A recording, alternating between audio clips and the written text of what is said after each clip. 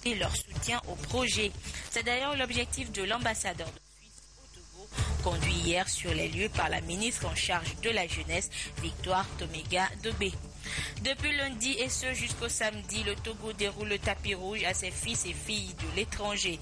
Une diaspora qui regorge de fortes potentialités nécessaires au développement de notre pays, lancé sur la voie de l'émergence.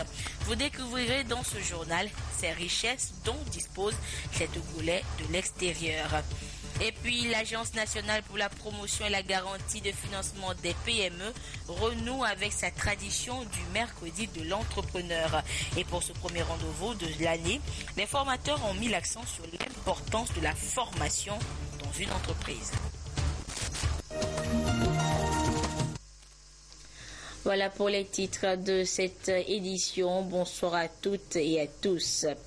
Le Conseil des ministres s'est réuni ce matin au palais de la présidence de la République sous la conduite du chef de l'État, Faure Sozimna Gnassingbé. L'essentiel de ce conseil avec le ministre de la Communication, de la Culture, des Sports et de la Formation civique, Guy Madji Lorenzo. Le Conseil des ministres s'est tenu mercredi 13 janvier 2016 au palais de la présidence de la République sous la conduite du président de la République, Son Excellence M. Faure Sozimna Gnassingbé. Au cours de ces travaux, le Conseil a adopté un projet de loi, 3 décrets et écouté 2 communications. Le premier projet de loi adopté par le Conseil porte loi de règlement du budget de l'État, gestion 2013. Ce projet de loi de règlement rend compte de l'exécution de la loi de finances initiale adoptée en janvier 2013, ainsi que celle de la loi de finances rectificative de juin 2013. Il en ressort qu'en 2013, le budget général de l'État a été exécuté en recettes à la somme de 541,52 milliards de francs CFA et en dépenses à la somme de 599,22 milliards de francs CFA, laissant apparaître un déficit de 57,70 milliards de francs CFA inscrit au compte de découvert permanent du Trésor public. La loi de finances 2013 a été exécutée dans un contexte économique international marqué par une reprise timide dans les pays industrialisés et par l'orientation de l'activité à la hausse dans les pays émergents et les pays en développement. Le budget 2013 traduit l'engagement du gouvernement de mettre un accent particulier sur la promotion d'une croissance économique durable et sur l'intensification de la lutte contre la pauvreté. Il a ainsi accordé une place centrale à la consolidation des facteurs de croissance et à une meilleure orientation des dépenses publiques. Le premier projet de décret porte réorganisation de la gendarmerie nationale. Cette réorganisation s'intègre dans le dispositif général de l'organisation militaire territoriale qui a consacré la création de 2 régions de gendarmerie aux côtés de 2 régions militaires et de 2 régions de police en vue d'une meilleure synergie d'action entre toutes les forces de défense et de sécurité. Ce décret induit 2 principales innovations dans l'organisation de la gendarmerie togolaise. Il s'agit de la mise en place de nouveaux organes déconcentrés de commandement opérationnel et de soutien des formations de la gendarmerie sur le territoire national et la création de nouvelles unités spéciales devant permettre à la gendarmerie de faire face efficacement aux nombreux défis sécuritaires, notamment la montée du terrorisme, de la piraterie, des trafics illicites, de la contrebande de faux médicaments, du grand banditisme et de toutes les autres formes de criminalité. Ce décret participe de la volonté du président de la République de moderniser le fonctionnement de la gendarmerie nationale, de lui assurer une meilleure montée en puissance et de lui donner toutes les capacités techniques et opérationnelles au regard des défis actuels et prévisibles auxquels notre pays fait face ou devra faire face dans les conditions optimales. Il assure également à la gendarmerie nationale un meilleur cadre de collaboration avec les autres acteurs nationaux de sécurité. Le second décret adopté par le Conseil porte autorisation de la modification de l'arrêté portant extension à la licence 3G, de la licence pour l'établissement et l'exploitation de réseaux de communication électronique mobile 2G, précédemment octroyée à Atlantic Telecom Togo. Ce décret donne mandat à la ministre chargée de l'économie numérique à autoriser Atlantic Telecom Togo, Move Togo, d'exploiter jusqu'en 2021 la licence 3G, une technologie mobile qui garantit un débit Internet plus important pour les transmissions de données et de l'Internet mobile. Au terme de ce décret, Atlantic Telecom s'engage à opérer d'importants investissements dans l'infrastructure, l'extension de la couverture d'accès, la densification des zones couvertes et participer à la création d'emplois et particulièrement à la participation des Togolais à des postes d'encadrement. L'entrée de Move Togo sur le segment des services 3G créera une certaine dynamique sur le marché des données et Internet mobile. Les consommateurs pourront ainsi disposer d'une véritable faculté de choix entre les deux opérateurs de téléphonie mobile. Ce décret réaffirme la volonté du gouvernement de faire passer les services de haut débit Internet d'un statut de produit de luxe à celui de grande consommation à travers les technologies mobiles. Le troisième décret adopté par le Conseil porte création du programme d'urgence de développement communautaire, PUDC. Conçu en complément du programme d'appui aux populations vulnérables, PAVP, le PUDC a pour objectif global de contribuer à l'amélioration significative des conditions de vie des populations vivant dans les zones peu ou mal desservies par les infrastructures et services socio-économiques de base. Il complète la liste des initiatives déjà prises dans le cadre global et dans le cadre des politiques sectorielles, ainsi que des interventions régulières des ministères visant à réduire les inégalités sociales à travers des interventions ciblées. Il se décline en 4 grandes composantes que sont le développement des infrastructures socio-économiques de base, le renforcement des capacités institutionnelles des acteurs nationaux et locaux, le développement de l'entrepreneuriat rural et le développement d'un système de géolocalisation des infrastructures. Le programme des Nations Unies pour le développement, PNUD, accompagne le gouvernement dans la mise en œuvre du programme d'urgence de développement communautaire. Ce décret participe du projet de société du chef de l'État et met l'accent sur la croissance inclusive et le développement social. Au titre des communications, le Conseil a suivi un exposé relatif au port obligatoire du badge d'accès au bureau de l'Office togolais des recettes, OTR. Depuis le 1er janvier 2016, l'accès aux locaux de l'OTR est subordonné au port du badge. Cette mesure fait suite à la recrudescence des abus et autres pratiques répréhensibles enregistrées dans les environs immédiats des bureaux dédiés aux opérations douanières, en particulier au port autonome de Lomé. Pour mettre un terme à cette situation, le port du badge a été institué pour permettre l'identification des usagers des services publics et privés dans les postes douaniers terrestres, portuaires et aéroportuaires. Ce port de badge rendu obligatoire, conformément aux dispositions communautaires de l'UEMOA et à la loi numéro 2014-003 du 28 avril 2014 portant Code national des douanes, vise à sécuriser davantage les lieux des opérations de dédouanement en protégeant les importateurs et les exportateurs de marchandises contre les actes d'escroquerie et autres formes d'abus. Il faut rappeler qu'une forte sensibilisation a été faite auprès de l'ensemble des acteurs intervenant dans le secteur depuis mars 2015. La sécurité individuelle et collective des personnes et des biens demeure une priorité nationale. La seconde communication suivie par le Conseil est relative à la gestion des Togolais rapatriés du Gabon. Il en ressort qu'en dépit des campagnes de sensibilisation du gouvernement, certains de nos compatriotes continuent d'emprunter des circuits peu recommandables pour l'émigration.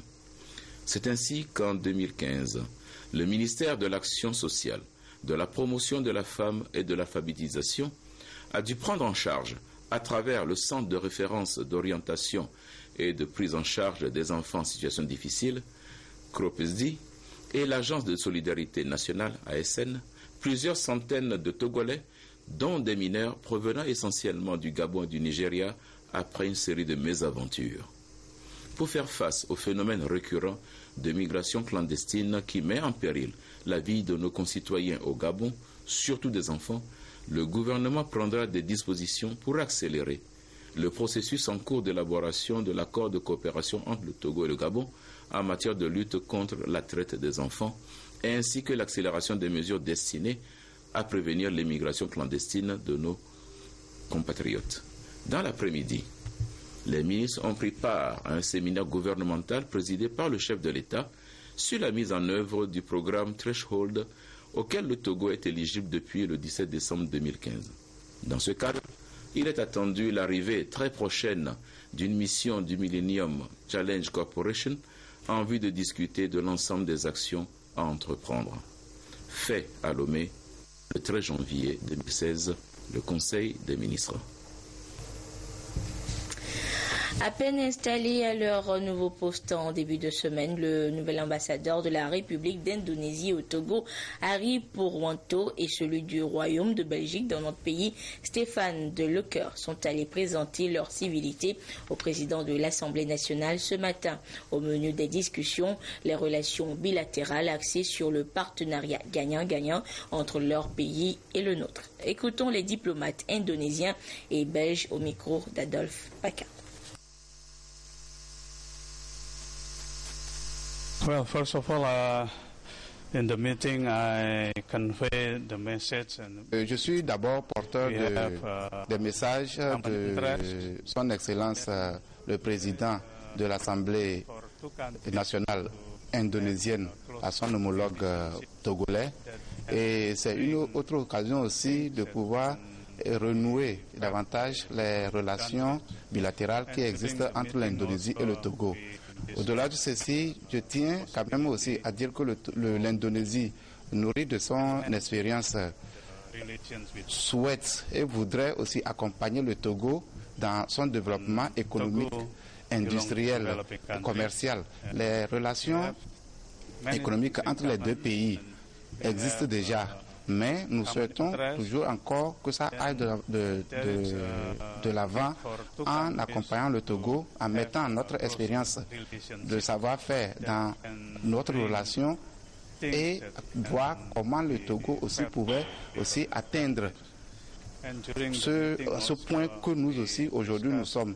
Nous avons un trait d'union qui est aujourd'hui entre l'Indonésie et le Togo. C'est la personne de M. Hiroko qui est notre consul honoraire ici. Et il se chargera fidèlement de la mise en application, la mise en pratique de tous ces programmes. Nous comptons également aussi accompagner le Togo dans l'éducation et avec les étudiants qui souhaiteraient, au-delà de leur cursus ici au campus, accompagner dans les bourses, qui veulent encore faire les études supérieures et en mettant à leur disposition des bourses pour les accompagner.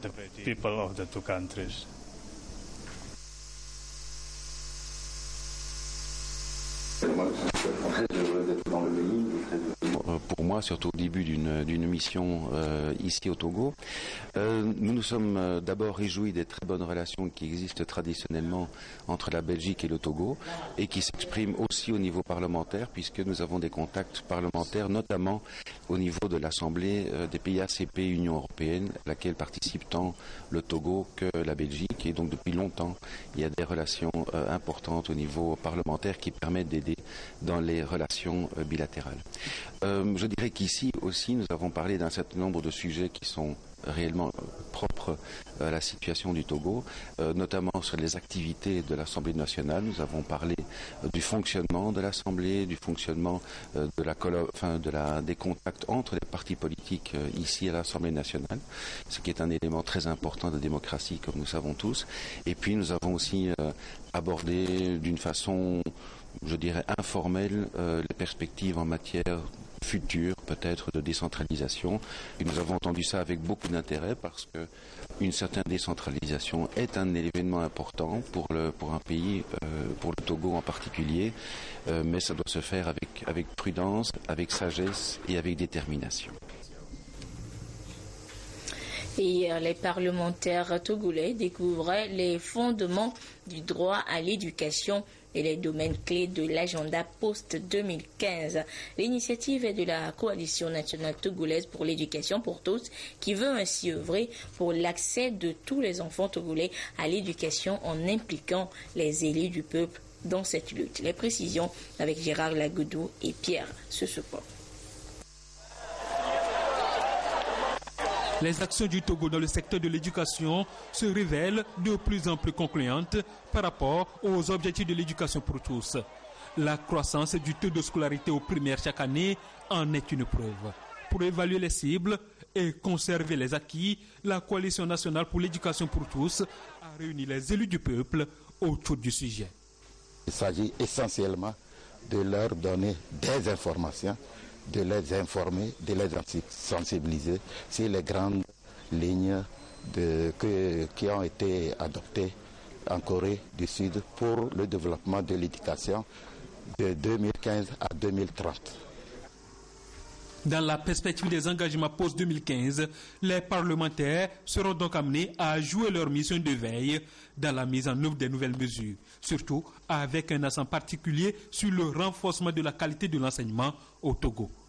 Et le rôle que nous allons jouer ici sera un rôle de plaidoyer et de sensibilisation également. D'abord, un rôle de plaidoyer au niveau des décideurs, un rôle de sensibilisation au niveau de la masse. Puisque l'éducation, c'est une affaire de tous. Vous savez que, comme on le dit, tout objectif de développement a des dimensions éducatives. Et l'éducation pour tous permet à chacun d'obtenir une instruction pour une vie sociale épanouie. Les décisions qui seront issues des échanges devront être mises à profit pour maîtriser les contours du droit à l'éducation et les domaines clés de l'agenda post-2015. Éducation toujours, cette fois au supérieur. Le ministre en charge de ce département a effectué un déplacement à l'université de Kara. Octave Nikwe-Broum est allé rencontrer les acteurs de cette université et principalement les étudiants pour échanger avec eux sur la vie au campus. La correspondance à Kara de Nestor Mzo. Cultiver une proximité dynamique avec le monde universitaire. Le ministre de l'Enseignement supérieur et de la Recherche en a fait un principe. Dans cet esprit, il s'est rendu une fois encore à l'université de Kara à la rencontre de ceux qui animent cette institution.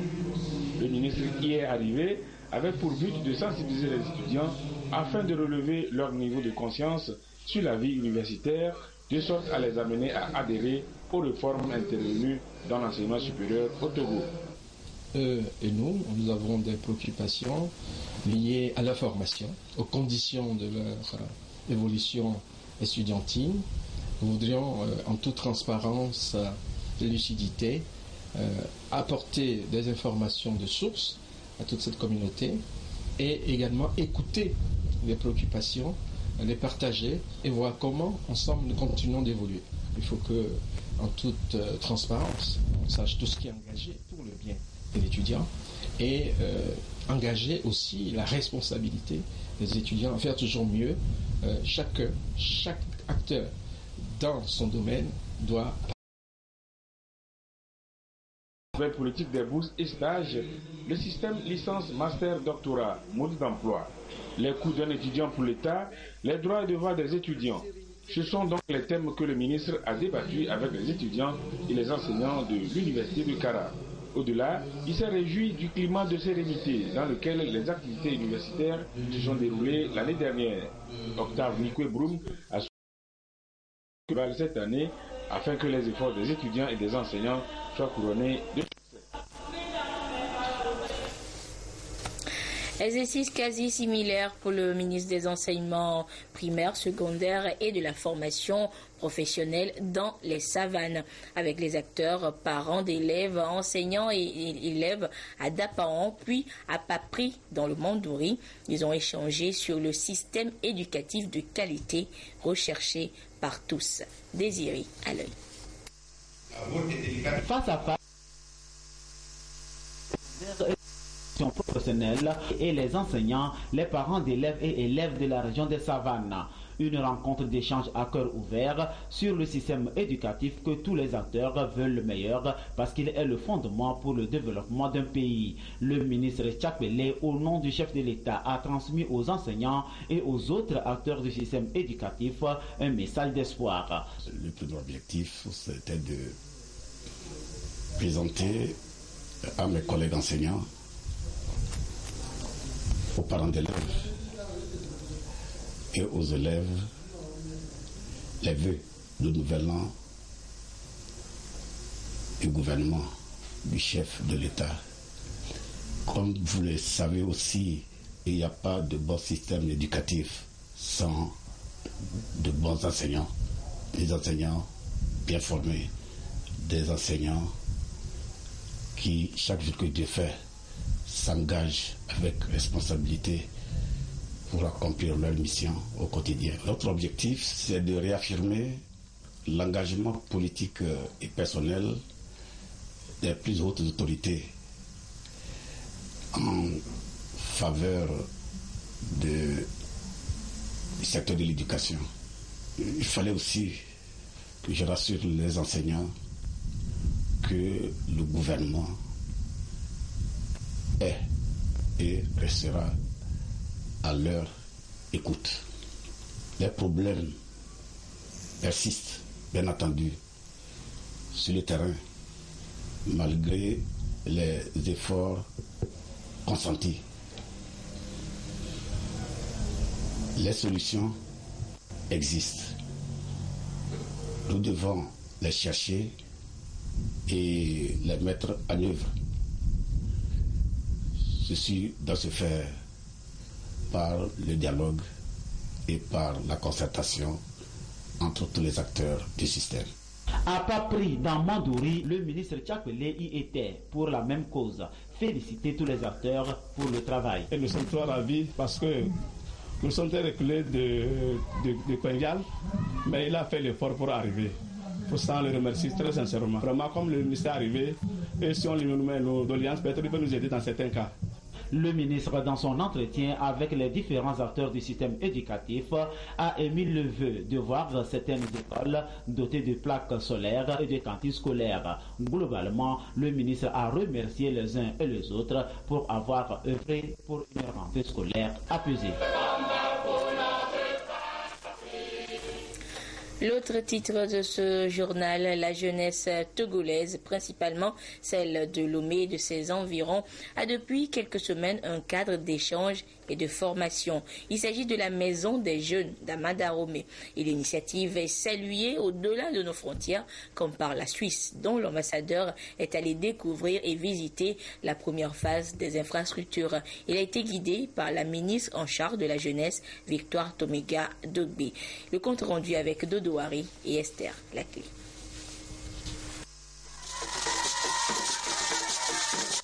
Des pas de danse exécutés avec frénésie pour célébrer la coopération entre la Suisse et le Togo. Une coopération qui a permis l'aménagement de cette maison des jeunes d'Amandaromé à Lomé. Un cadre socio-éducatif et culturel destiné à encadrer et soutenir l'éducation et l'épanouissement des jeunes en vue d'assurer leur pleine participation au développement national.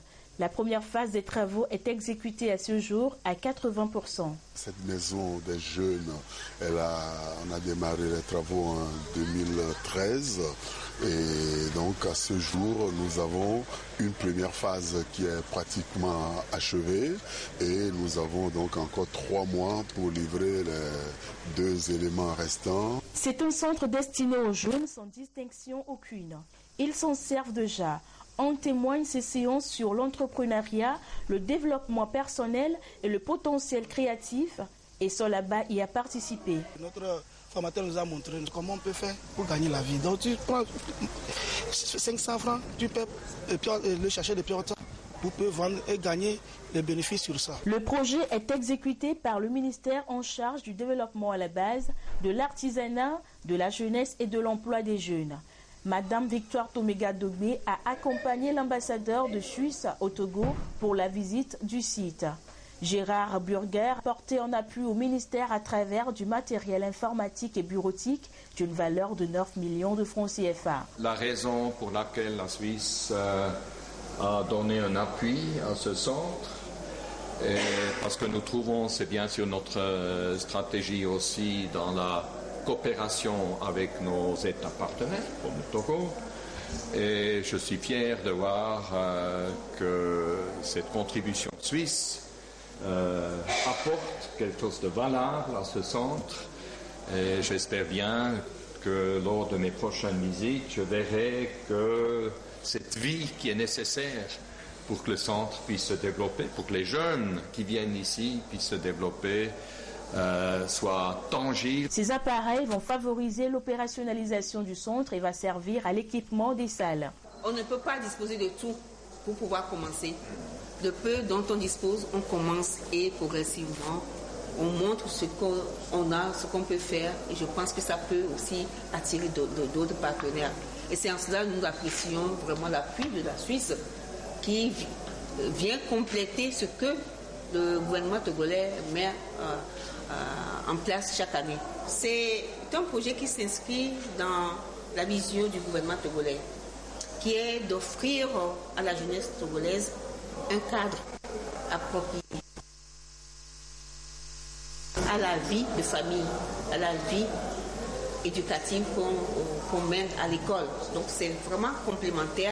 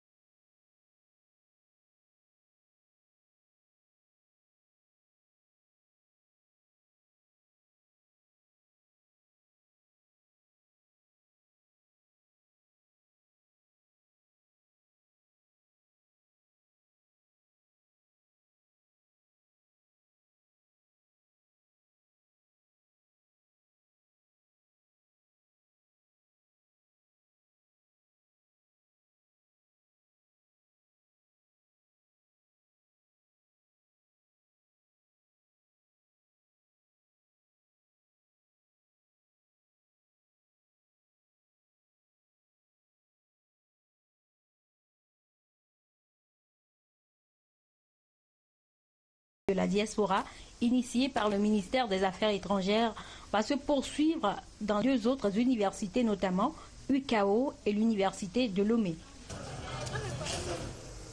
Et nous reviendrons plus en détail dans nos prochaines éditions sur justement ces aptitudes dont dispose la diaspora togolaise pour œuvrer pour le développement de notre pays. L'école EFATA pour les malentendants de Lomé dispose désormais d'un jardin d'enfants. Ceci pour permettre aux enfants handicapés, sourds, de bénéficier d'une éducation de base et de qualité. Et ce projet qui a reçu l'appui de l'ambassade des États-Unis à hauteur de plus de 120 millions de francs CFA a été concrétisé donc par l'ouverture des portes du jardin d'enfants hier à Lomé. Kwasi Charlotte Moussimet. 2 salles de classe bien équipées, des latrines et douches dotées d'un système de rétention des eaux de pluie, un espace de loisirs pour se divertir. Les enfants en situation de handicap auditif n'en demandaient pas mieux pour s'épanouir. Ce joyau, estimé à environ 120 millions de francs CFA, est un don de l'ambassade des États-Unis d'Amérique à travers le programme d'assistance humanitaire du département de la Défense. Nous sommes très contents de soutenir les droits des handicapés ici au Togo et le droit à l'accès à l'éducation. L'éducation, c'est très très important pour l'avenir du pays. C'est la base du développement.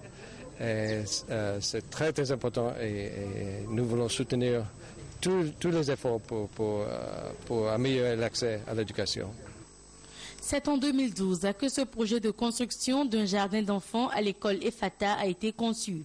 Il est devenu aujourd'hui une réalité et les différents acteurs impliqués s'en réjouissent. L'impression que j'ai, c'est vraiment une satisfaction totale, une joie et nous sommes très très très contents de recevoir officiellement ce bâtiment cet après-midi. Et je voudrais vous dire merci à vous tous. Ce joyau va combler nos attentes en partie. Et nous trouvons que ça, c'est la promotion à l'éducation de la personne sourde. Les États-Unis soutiennent divers projets de développement socio-communautaire au Togo. En 2015, par exemple, plus de 12 milliards de francs CFA ont été débloqués au profit des communautés togolaises pour essentiellement la construction et la rénovation des bâtiments scolaires.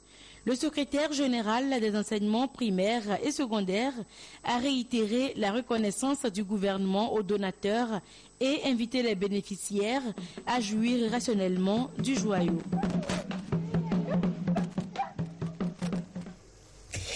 Et ainsi se referme cette édition. Merci de votre aimable attention. Notez que tout à l'heure, vous aurez les prévisions météorologiques. À 21h, vous suivrez votre magazine hebdomadaire, Le Contribuable. Et à 22h30, vous suivrez la dernière édition du journal. Et ce sera avec Edem Sousoupo. Mais d'ici là, restez fidèles au programme de la mère des télévisions. Au revoir.